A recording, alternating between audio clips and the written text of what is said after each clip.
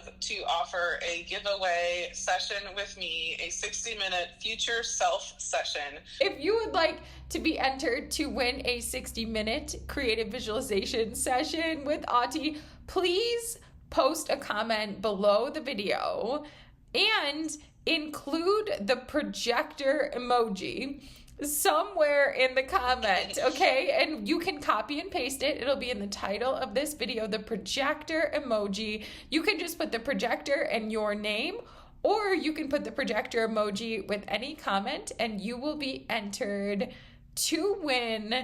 And we will pull a winner on August 1st.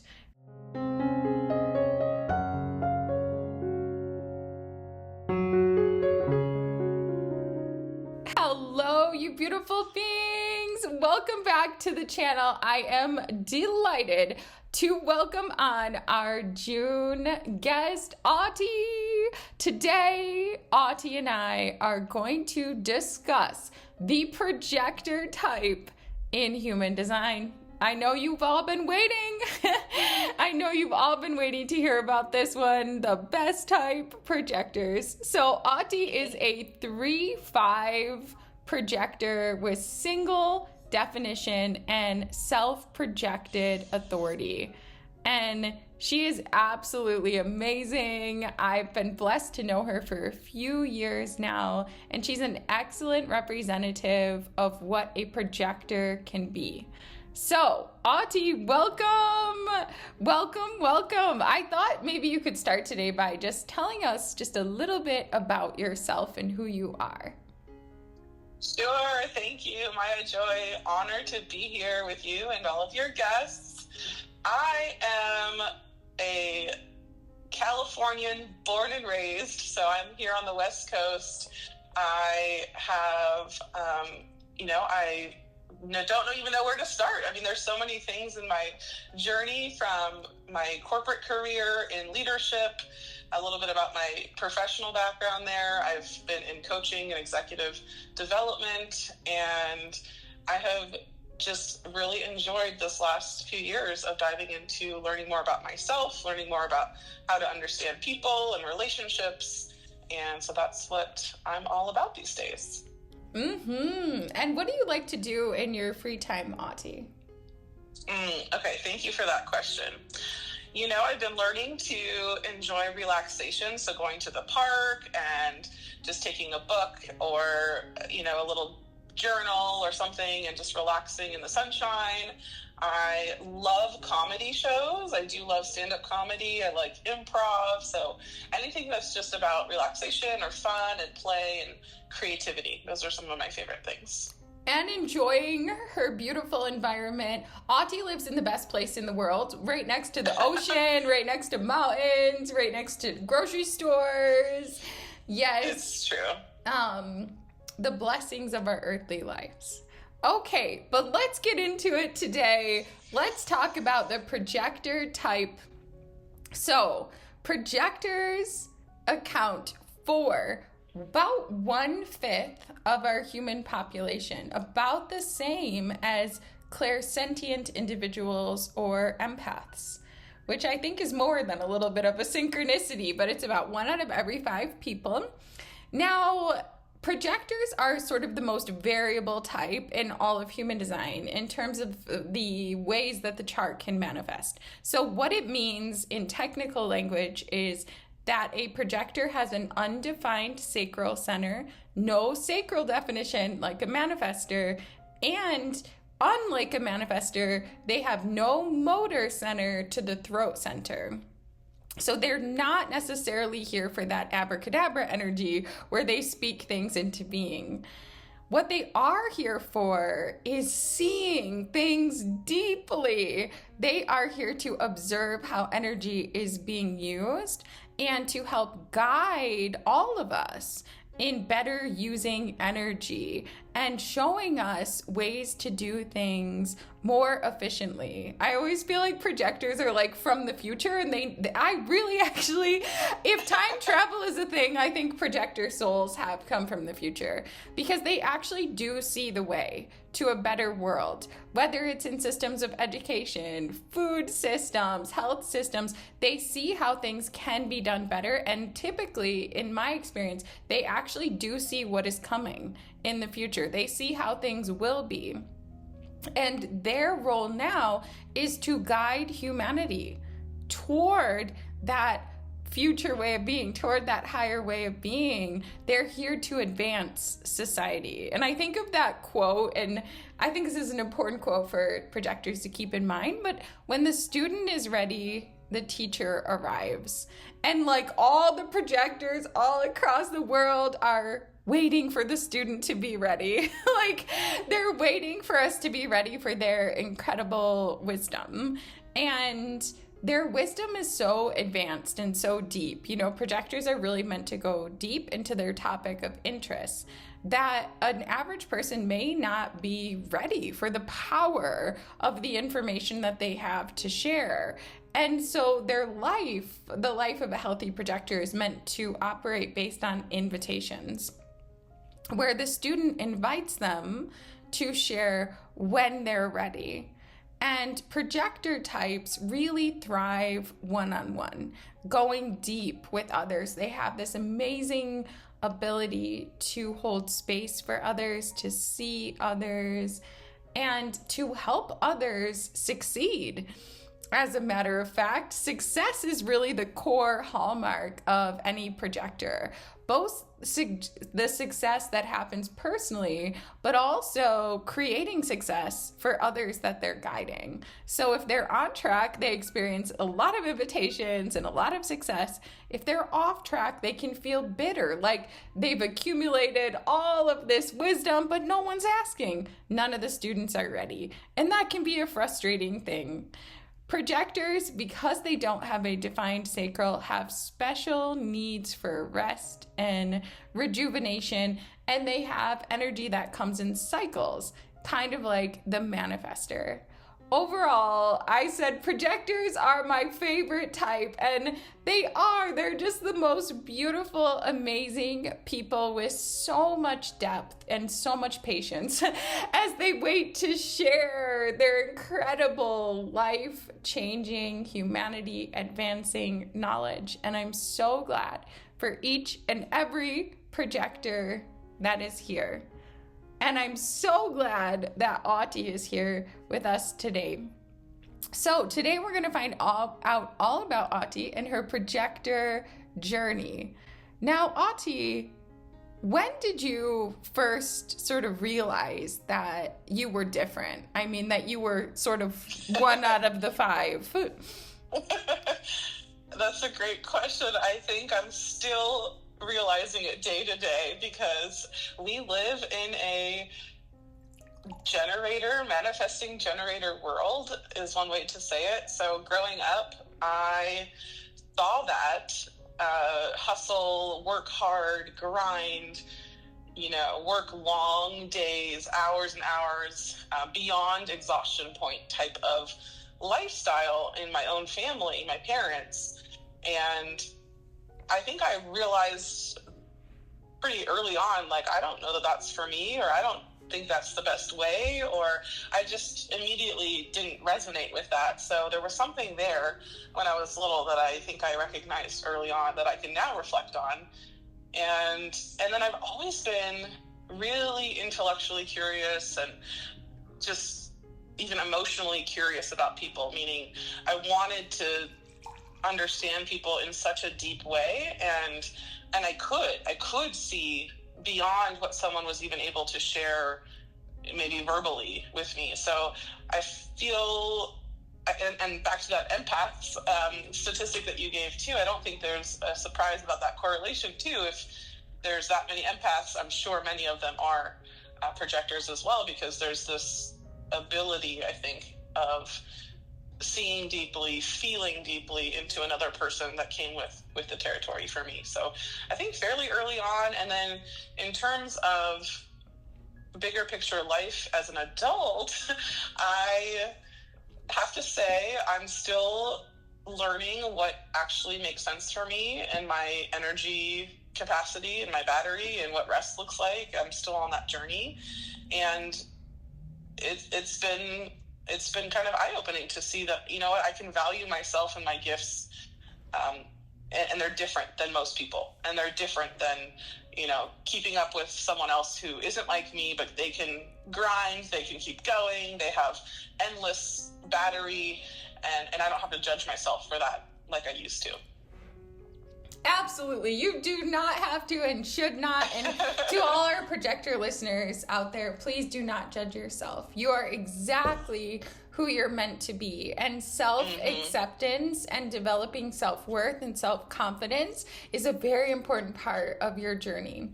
Now, there's something you mentioned there, Auti, which I've been thinking, why do I love projectors so much? And I think something I have in common with all of you is what you mentioned there about being so curious about other people. That is atypical in the populace. But that is something that I think projectors have in common, is like, you want to go deep. You want to understand the core depths of others. You want to see them deeply. And I identify with that like so much. And I think it's one of the beautiful qualities in a projector. Now, another thing you mentioned was that you first realized you were different sort of when you started observing like your parents and their patterns for working, and maybe thinking, oh, I don't know if I really want to work like that. And so just out of curiosity, do you know the energy types of your parents? Of course I do. Okay. My dad is a manifesting generator, and my mom is a generator. She has actually a lot of her centers defined as well. So in contrast to my chart, which is extremely open and undefined, being raised by a mom in particular with a lot of defined centers was probably some of that conditioning, or just like learning all of the ways that, you know, I'd have to unlearn eventually, I suppose. So yeah, it was very interesting growing up with two parents that were clearly energy types, you know, classic. They have a resource of their own, and they were not built to dive deep into one-on-one relationships, you know, that they weren't deeply attuned to each of their children individually. That wasn't really how they operated. So yeah, that's something to think about.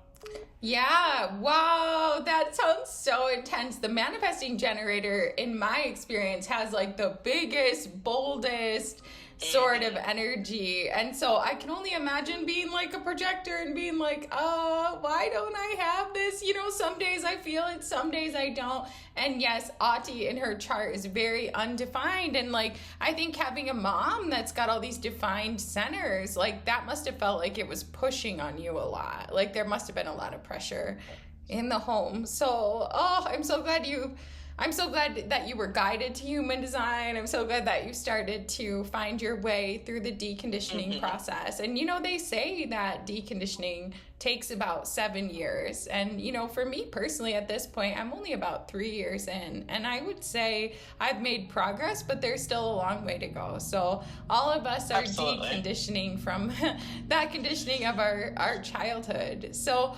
Auti, do you remember when you first discovered sort of like a description of what a projector was? And did you identify with that description? Absolutely, I did. I knew it to be true. And this is the thing. Again, because I've always been fascinated with everything from all sorts of psychology, all sorts of understanding people in the workplace, you know, so from one workplace assessment to another, from one form of therapy and another, like just all sorts of different avenues of understanding people and behavior and emotions. And I mean, all of these things that I've just been fascinated with since very young age. Human design was just one of the many things, right? And so when it came up, many other frameworks or many other tools, I used it as a tool, and it did resonate for me. It did show me a different way to see myself and to see others that helped me understand a few things. And I think that's probably the most powerful thing when I came across it was, I've spent so much time understanding other people. The human design helped me look at myself for more than I was at the time. I wasn't spending as much time in my personal reflection necessarily, and so it just really helped amplify that for myself, and that's been really helpful. That's amazing. Once again, I'm so grateful just to the spirit world for guiding you to the human design. And I know you also study astrology and other things, but there's something about this system and sort of the embodiment aspect of it that is so beautiful and so helpful.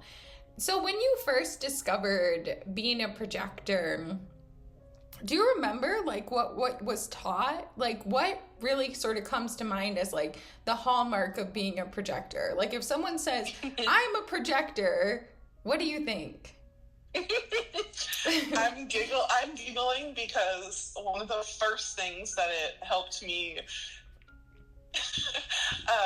kind of just acknowledge and put out there was, I'm not meant to do the work. I'm just not meant to do the work like most people are meant to do. And gosh, I still have judgment about that. I still have things to let go of when it comes to that aspect. And even just understanding, what does that mean? That's simple to say that I'm not designed to work.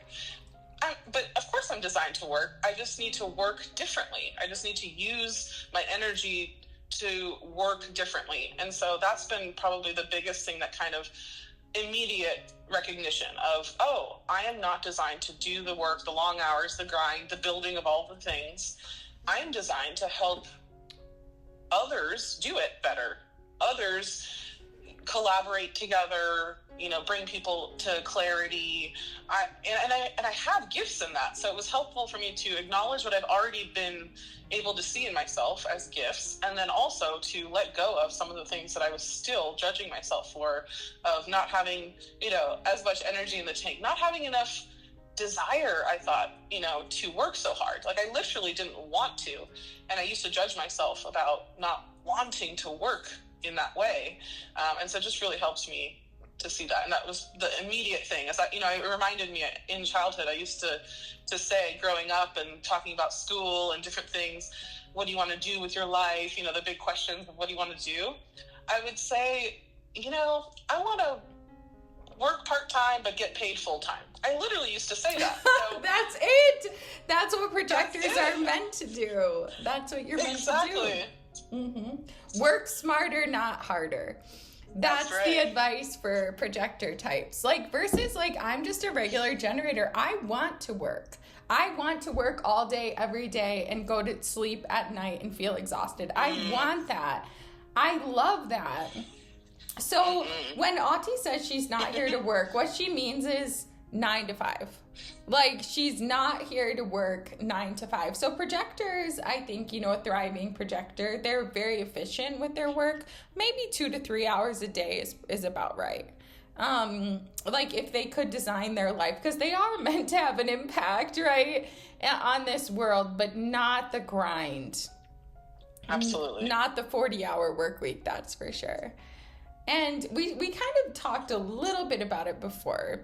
But the strategy for a projector, strategy and authority are sort of the bread and butter, like of human design. And one thing that all projectors have in common is the strategy to wait for the invitation. And so I wondered if you could tell us a little bit about your journey with waiting for the invitation. Like when you first learned about your strategy, like that you were meant to wait to share your wisdom, knowledge, understanding, like how did that feel to you? This one, it's interesting. It kind of made sense as to why I was having certain frustrations in my life with relationships in particular. And so let me clarify, in the work that I would do, I would, from a range of working with one-on-one clients as a coach, from working with groups, from just working on a team, with teams, there were different times that I would experience like total recognition, like total success and recognition in the terms of human design, that made me feel like my contribution was valued, that I made a difference, that I was really making that impact that I'm here to make, you know, just even as a human, to make a difference. And in contrast to conversations I'd have, again, both professionally and personally, with family in particular, where I would offer feedback, advice, suggestions, ideas that I could see clearly would be beneficial or helpful. And granted, no one wants to be given advice when it's not asked for. But in particular, there were moments where I would just feel so burned by the experience of listening to someone for, you know, an hour, offering some thoughts at the end of that, and still not being appreciated for it, them not doing anything with it, them discounting it, them attributing it to someone else who gave them advice like that. Like, just all of these scenarios where I'm like, oh, I just wasn't invited for that, I guess. You know, in human design terms, it just kind of helped me pay more attention to what does it mean to wait. It's not just waiting for an invitation, it's waiting for an invitation that comes with a form of recognition. So it comes with acknowledgement of some value, some gift, something that I have to give and to offer someone, that they acknowledge and recognize by asking me specifically in a way that, you know, states that essentially. I'm just standing as a witness to this journey. I want to say, like, in my experience, pretty much across the board, projectors are always right. But very often, like, it's true. And I think, again, like, I think maybe as a psychic, I sort of identify with this a little bit. Like, you can give someone the correct guidance that their future self is going to need, but the past self doesn't recognize it as truth. And I think projectors often have that experience. Like, you're giving them guidance. It's true. It's accurate. It's what will move them forward on their path, but they weren't ready. The student was not ready, but the teacher was there.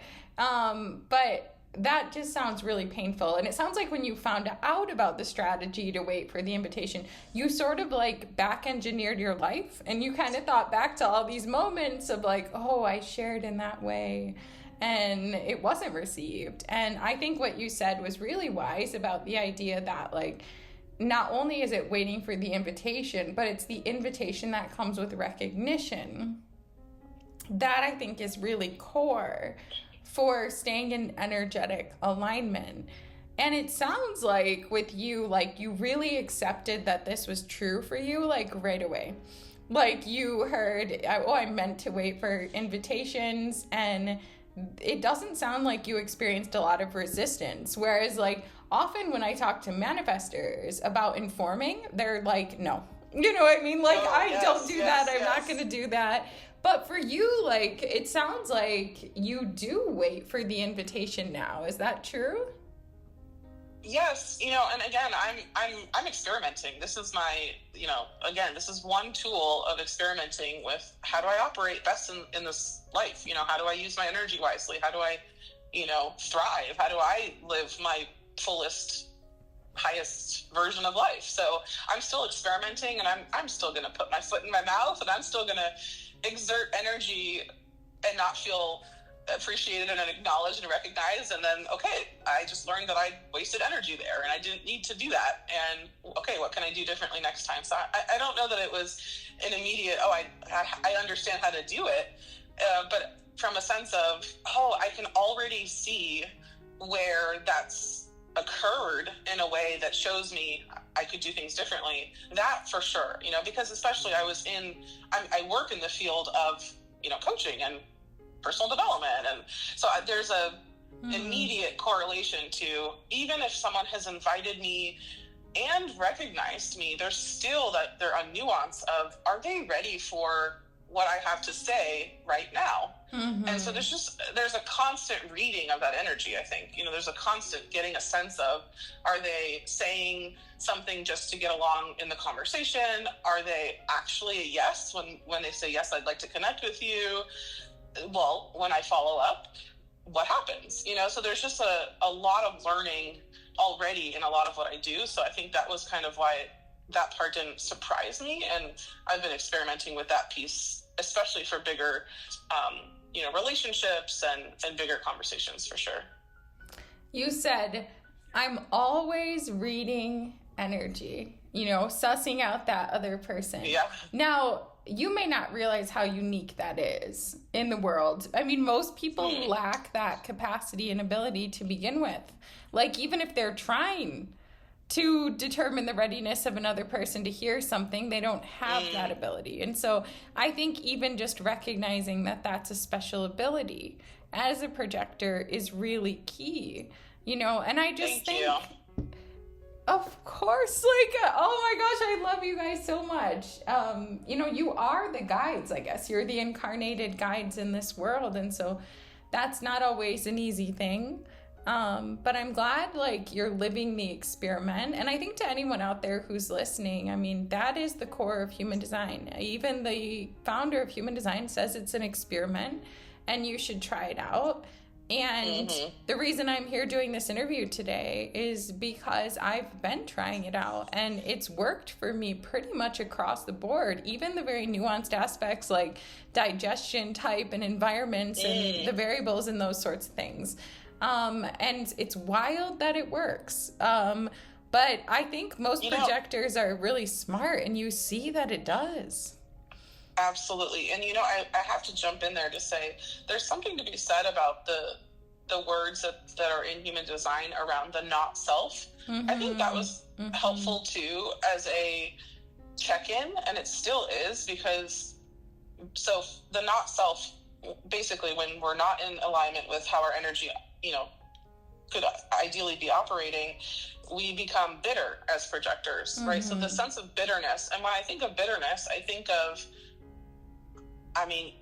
flavors of anger, flavors of resentment, flavors of even apathy and things like that, right? Where there's this almost like, I no longer want to engage with other people. I no longer want to give of myself. I no longer want to even see others as beautiful beings as I typically do, because the way that they've received me has not been successful.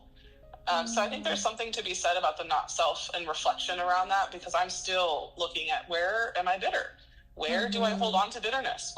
What types of activities have I done that create more and more bitterness as opposed to success? And I think, you and I have talked about a few of those things, and looking at what is in alignment with my life. What decisions could I be making to no longer put myself in a place where that the bitterness continues, where I'm trying to force something, I'm trying to impose my projector wisdom where it's not welcome or recognized. Love it, Auti. Yeah, I think we need to do a whole podcast episode on the not self. But I'm just curious, and you can just give us an approximation, but about what percentage of the time would you say that you're in that not self energy? And I'm going to share mine too, but in the bitterness energy at this point. Full honesty, the first numbers that came to mind was 50-50.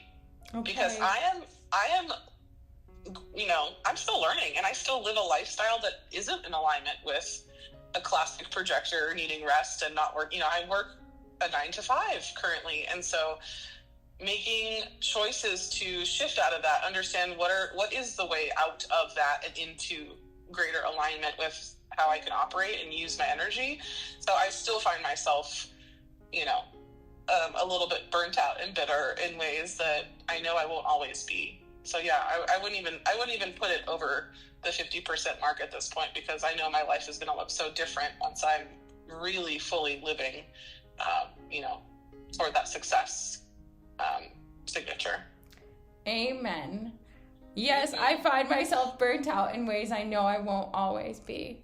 So Auti says she's about 50-50. So I think, as a generator type my not self is frustration. And there's so the reason I sort of know this, or I'm thinking about this, is I added it to my daily logs and journals like a couple weeks ago. So I've actually been putting a number on it day to day, like the extent to which I've been satisfied versus frustrated.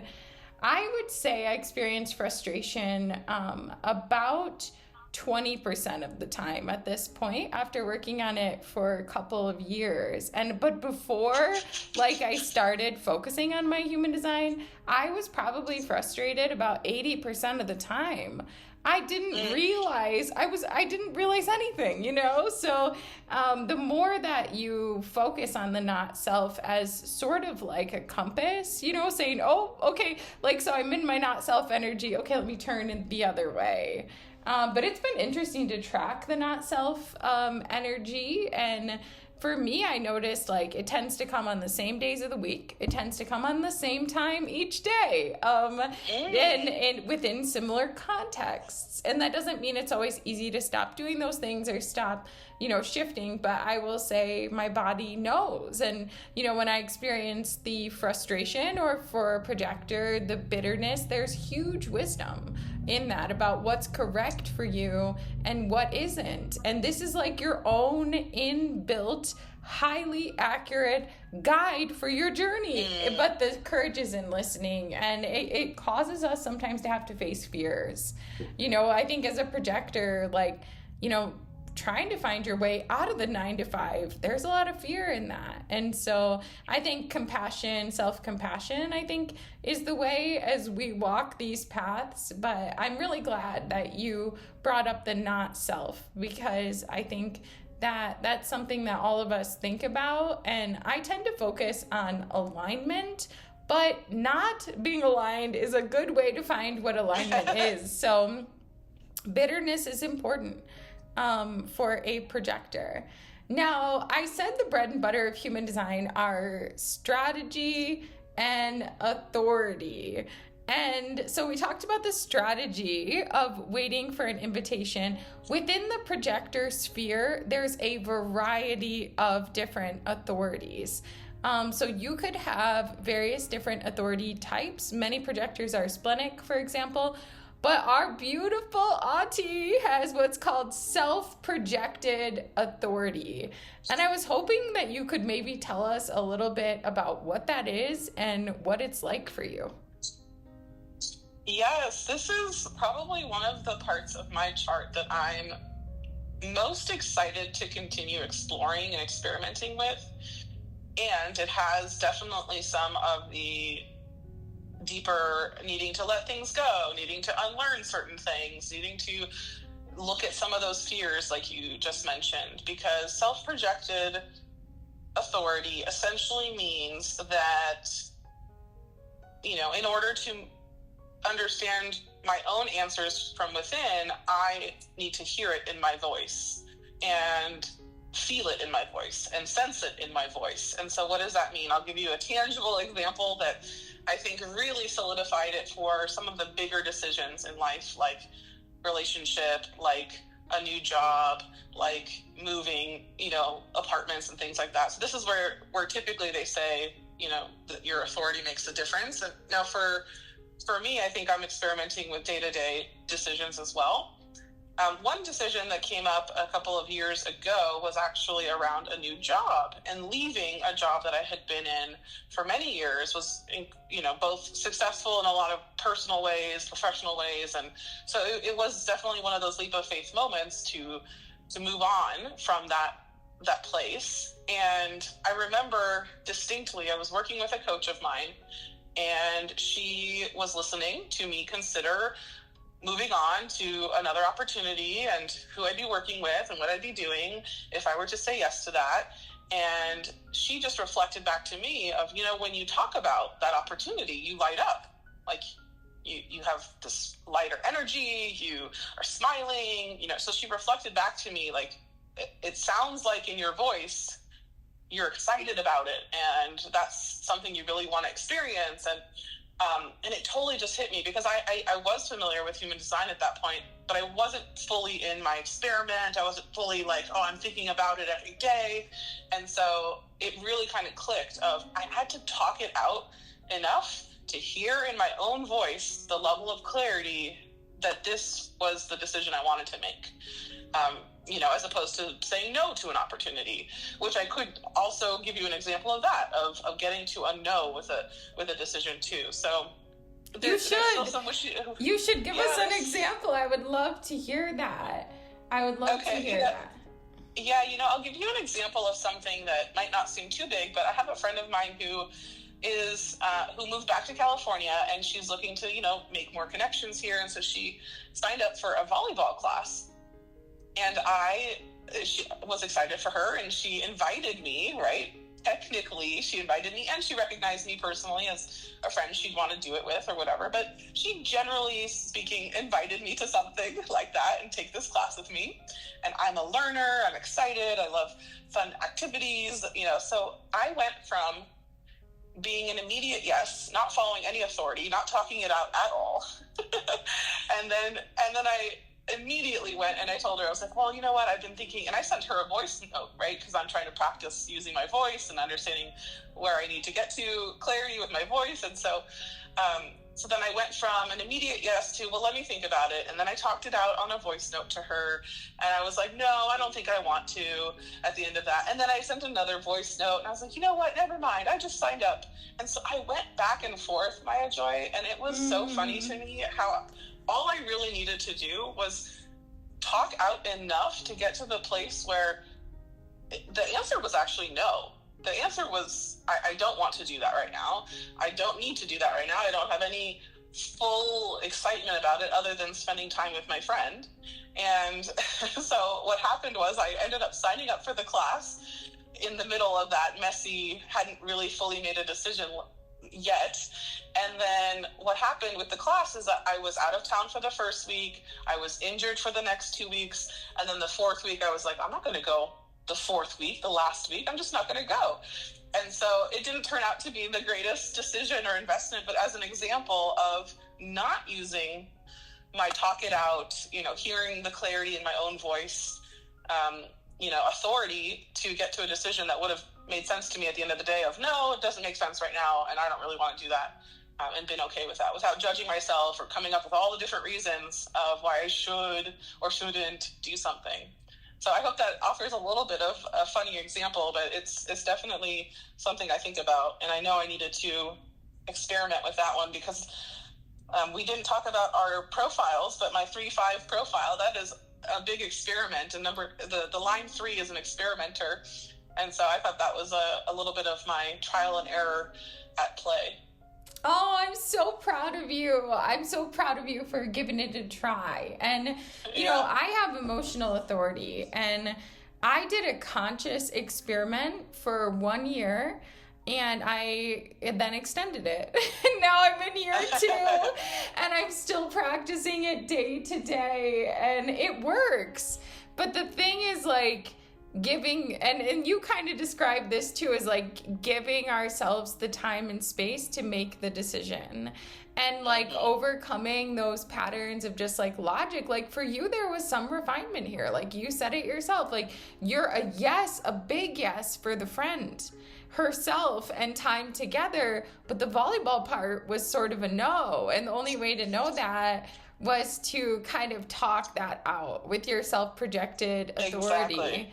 And there's just a beauty in experimenting. So again, if you're out there listening, please experiment with your design, your type, your strategy, your authority, your variables. Give it a try. There's in the giving it a try, which granted, my line 3 is I'm still learning how to not have judgment about failure and how to reframe it, and I'm still learning that piece. But there's something about the self-projected authority that it's almost like I sound hypocritical as I'm talking something out. I haven't found my decision yet. I haven't. So I need to ramble. I need to go back and forth. I need to say something and see how it feels, say something else, see how it feels. And so there's just a journey to that process, obviously.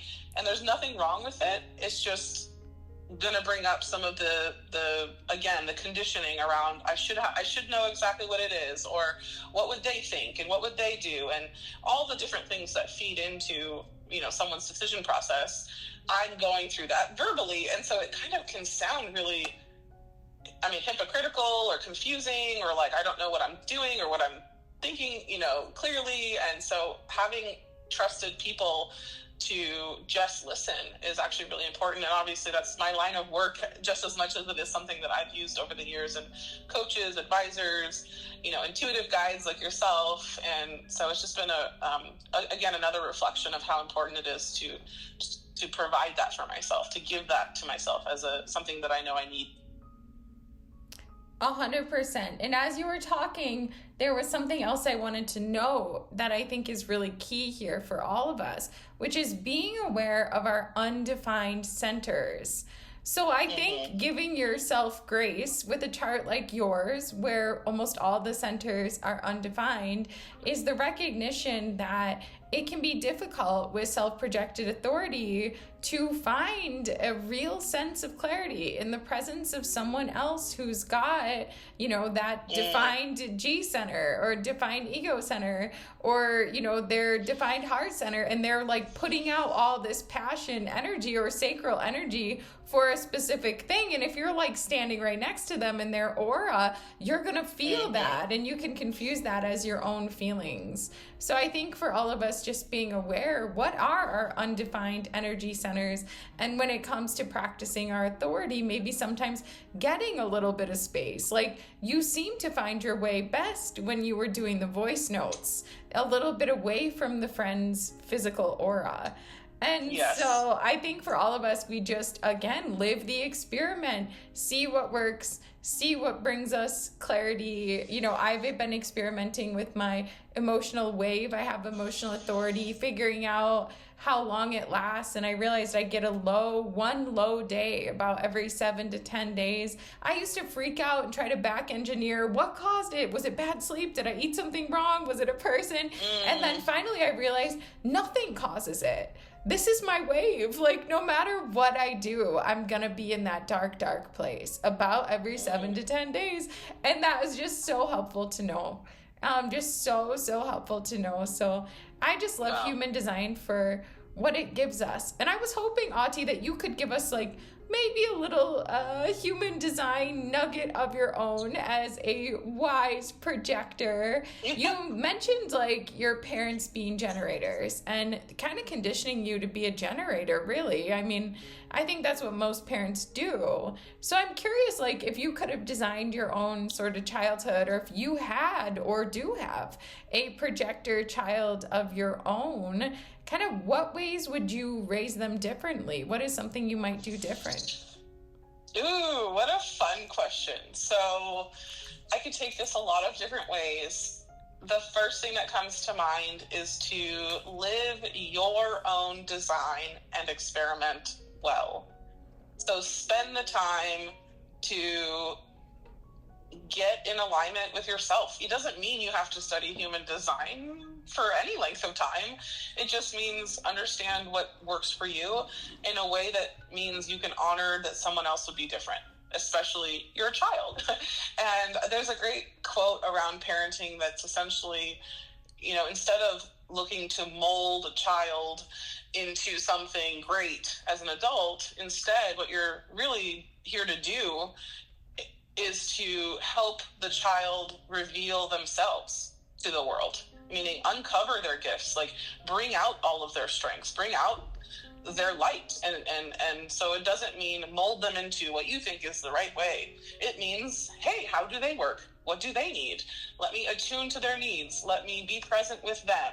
And if it's a projector child, I will say, honestly, like, I hope I have a projector child, because not only will it reflect back to me where areas that I could learn to be more my own projector self, but also I'm not going to be the best parent ever. I've never been a parent. I don't know what that experience is like in this lifetime. And so asking a projector child, hey, how could I do things differently? Like literally having a feedback conversation with a child when it, in different appropriate ages, right? I think it would be incredibly wise to do, because they are wise about energy. They are wise about different things in their design. And so, treating it almost like, I'm here to help you, come into this world and reveal your gifts, and also because you're a projector, you're going to have wisdom and insight for me as a parent. And so I just think there's a lot you can do, especially with a projector child, that would not be like the typical life for most children. So oh my gosh, there's so much profound wisdom in what you said. I think even just the concept of like living in alignment with our own design, how much of a better person that makes us in the world, and how much of a better parent that makes us, but also demonstrating to our children how to study themselves. Like that is not a commonly known thing. Like here's some ways that you can discover, human design is one, right? Astrology is one, gene keys, all these different ways. There's so many ways, but even just showing your child you matter by demonstrating it yourself, and showing them what it means to be a lifelong learner, because they see their parent studying and trying to be better and trying to embody their true self when they're children. That's a gift to see that. Absolutely. That's a gift, and to instill, especially in a projector child, and giving them the opportunity to share advice. I think that would just be so wonderful for any projector child, and manifestors too. Manifestors want to have a say in the running of the household. So if you have a projector child and asking them, hey, do you think there's a better way that we could do your laundry? Or do you think there's a better way we could get ready for school? Or I don't think they have to be fully grown. I think even at, age 7, 8, 9, they probably have a sense, depending, but yeah, that's beautiful. And what about just not children, but what about projectors in general? What is one piece of advice or guideline that you think almost any projector could follow to have a better quality of life? Yes. So I would say two things come to mind. I'm working on both of them myself, and the words are rest and recognition. So rest, oh my gosh. I think there's so many people that could learn from this in general, but especially projectors, to acknowledge that we need rest in a different way, meaning not just at the end of the day after a generator is done with their work and they get to go to bed exhausted and they rest. That's one form of rest, right? Another form of rest as a projector for me is, I would love a life where I'm working 1 or 2 hours and I take a long couple hours and then I have another 1 or 2 hours and then I'm done. So there's a different kind of rest of how my day is scheduled. What gives me rest? Quality rest is not just sitting and scrolling. It's actually going for a walk. It's actually having a great conversation with a friend. There's other things that nurture me and get my needs met and fill my tank than what I typically think of as rest. Although I will say, a nap and laying down and being horizontal are some of my favorite activities. So there's wisdom there. And then the recognition piece is not always needing it to come from external sources. So for me is seeing my values, seeing my own gifts, seeing the things that I've worked hard to develop and things that I haven't even needed to work at developing, and noticing all of those things in myself, recognizing myself. And then when, I think is appropriate, I share it with others that are asking about it and inviting me and recognizing those things in me. And then when they're not, is to still find ways to create from that place. And it doesn't mean I have to wait to do everything. I don't have to wait to do most things.